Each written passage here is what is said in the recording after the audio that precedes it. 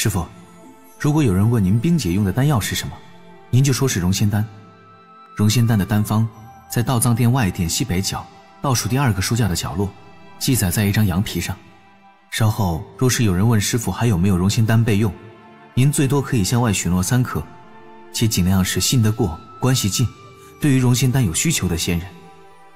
这个东西很难搞，而且可以直接毒死仙人，很容易惹祸上身。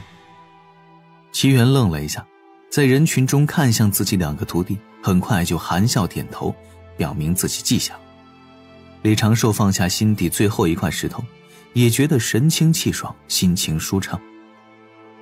师妹，你在这守着吧，等一下师父要请人喝茶的话，你记得勤快一些。师兄你去哪儿？不去跟师父贺喜吗？我去休息一阵，等师父忙完了吧。按照门内惯例，成仙是大事，肯定有不少人来跟师父道喜，咱们不必着急。师兄快去休息吧，这段时间辛苦师兄了，师父这边我看着就好。于是在不少仙人赶赴小琼峰时，李长寿悄然退去，回到了丹房中。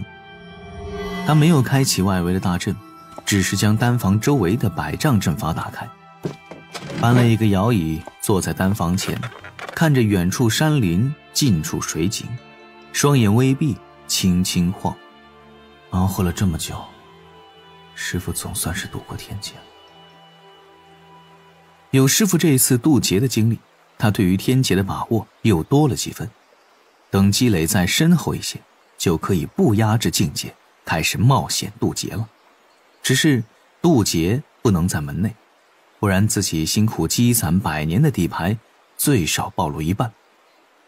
不过话说，师父渡劫前的实力是真的很差呀，荣仙丹几乎是瞬间就融了师父的身魂。闭目，李长寿轻轻哼起了师父化仙时出现的仙乐，不多时便陷入了半睡半醒的悟道之境。呼吸吐纳，神融天地。一朵生有9瓣的莲花在他胸口飘了出来，这朵莲花色彩艳丽，栩栩如生，莲台莲瓣蕴着李长寿悟出的自身之道，玄妙自然，难以言喻。这朵小莲花随风悄然消逝，但它像是一个影子，越来越多的莲花自李长寿身周各处飘出，环绕在他身周，而他眯着的双眼流露出少许恬静。但很快他回过神来，散去了周遭的莲花，封起了自身刚才险些暴露的气息。在丹房也不是真的安稳，修行啊还得去地下密室，说不好就有忘情上人这个级别的天仙高手偶然用仙石扫过小琼峰。躺在椅子上面小憩了一阵，一朵白云从山前湖泊的方向飞来，李长寿立刻睁眼眺望，看到了云上站着的那位矮道人，连忙关闭丹房附近的阵法，起身迎接。弟子拜见九师伯。九无笑骂了一声，你师父在那儿摆宴招待宾客，你却在这里睡懒觉啊！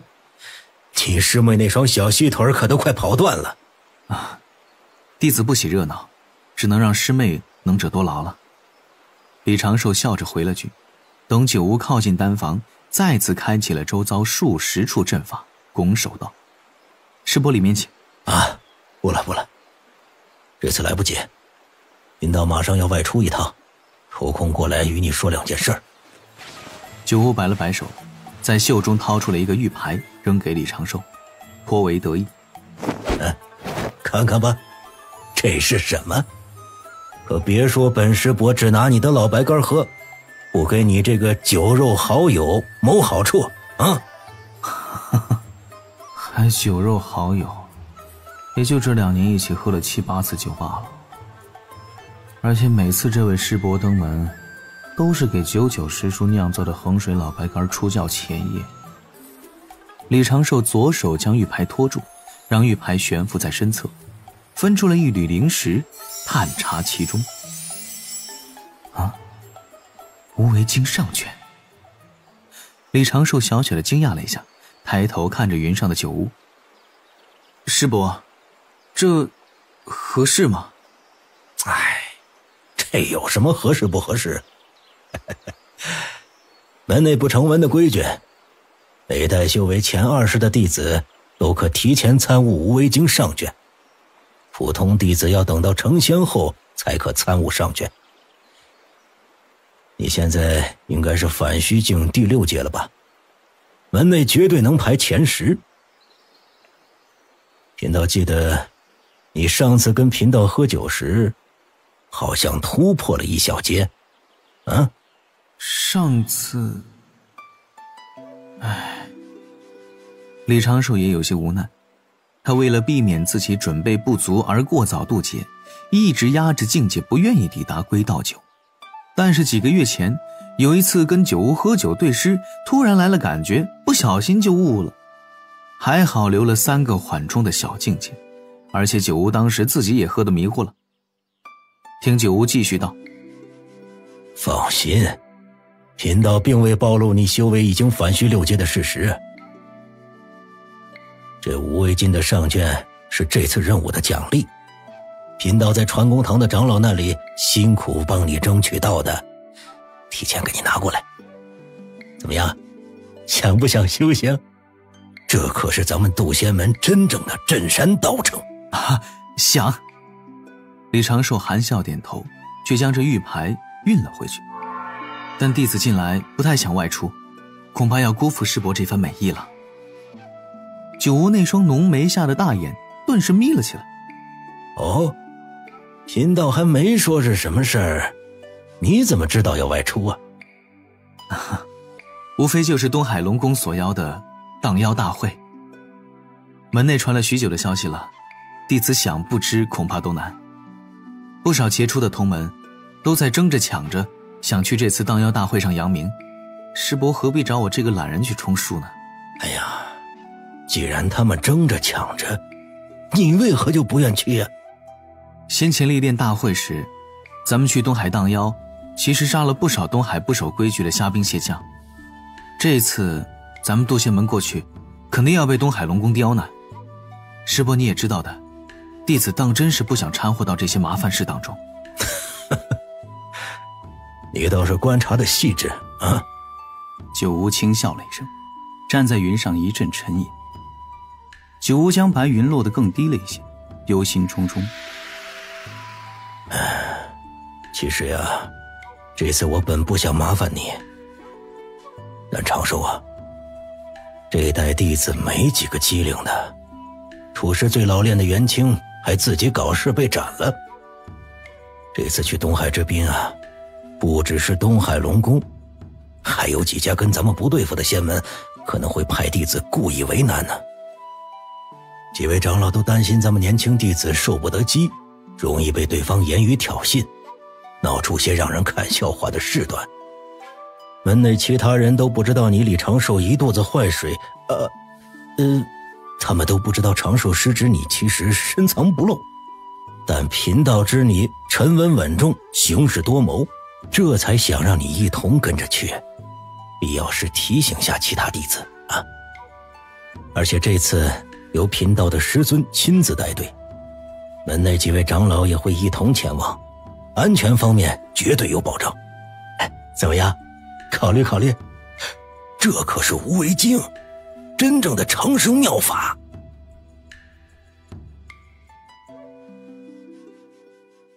确实，对无为经李长寿真的有些心动，但是师伯，弟子还是想在山中安稳修行。九屋的嘴角略微抽搐了一下，叹了一口气，仰头看天。罢了，师伯我也不是什么大恶人，不能强迫你做这般事。哎呀，就是门内弟子排名的排行啊，也该重新制作一番，查漏补缺喽。李长寿略作思索，显然是在权衡利弊，随后便缓缓点头。弟子还是会以反虚境2阶的修为露面，也会按师伯所嘱咐，尽量提醒一下同行的诸位同门，但他们听不听，就非弟子可知了。放心吧，他们不听也不行。九乌将玉牌扔了回来，拿着吧，好好参悟，早日冲到归道境。我知道你这小贼没好处不上钩。这经文1年半前就已经被传功长老准许传于你，还好贫道特意压了下来，用在了此时。言罢，九呼驾云转身，嘴角带着淡淡的微笑，朝来路飞去。李长寿注视着手中的玉牌，陷入了少许思索。这2年压制境界越来越难了，一旦步入归道九，就会不受我控制。有了无为经，再在茫茫东海寻一偏僻之地，而且无为经上卷轻松到手，也不是降龙九掌这种坑爹的上册版本。总之这波不亏就是了。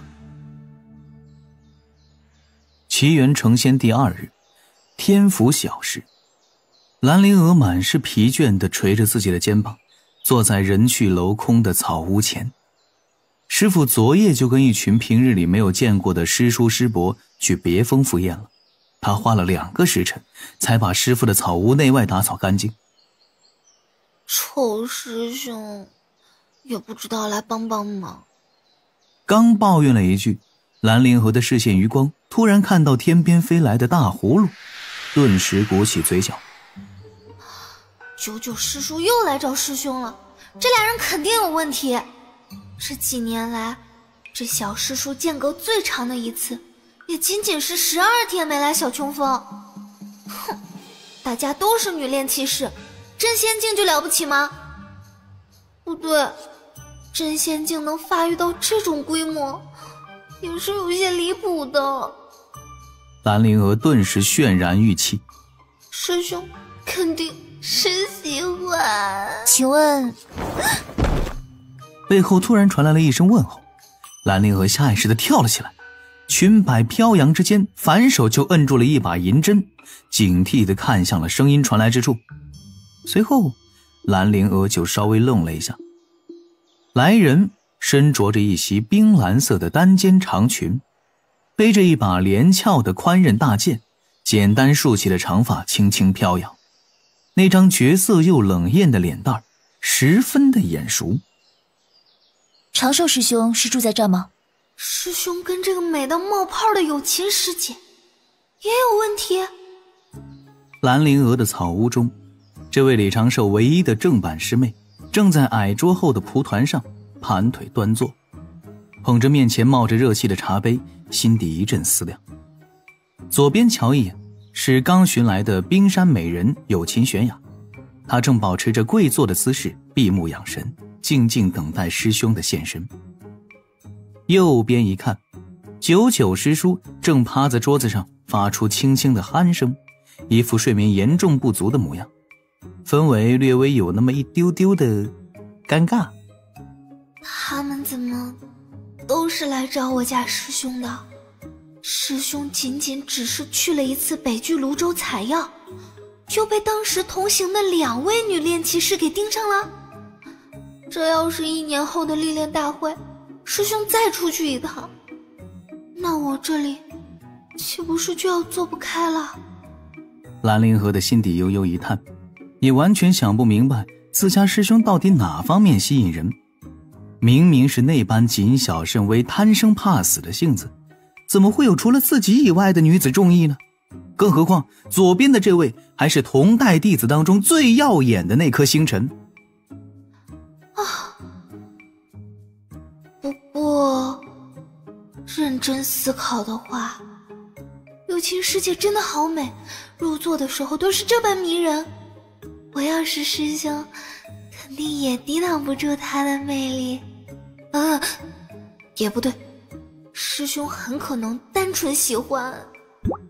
兰陵娥又扭头看了一眼右侧，因为九师叔的姿势是趴在桌面上的，然后灵娥抬头就看到门后的铜镜，禁不住一手扶额。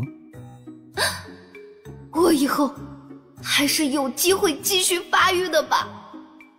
大概抛开师兄的问题不谈，作为这处草屋的主人，兰令娥觉得自己不能让氛围继续如此尴尬下去。有琴师姐。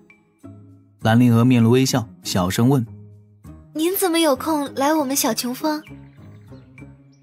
有琴玄雅睁开眼，轻声回答：自上次返回山中后，我便受罚在破天门闭门思过，未能寻到机会来答谢长寿师兄。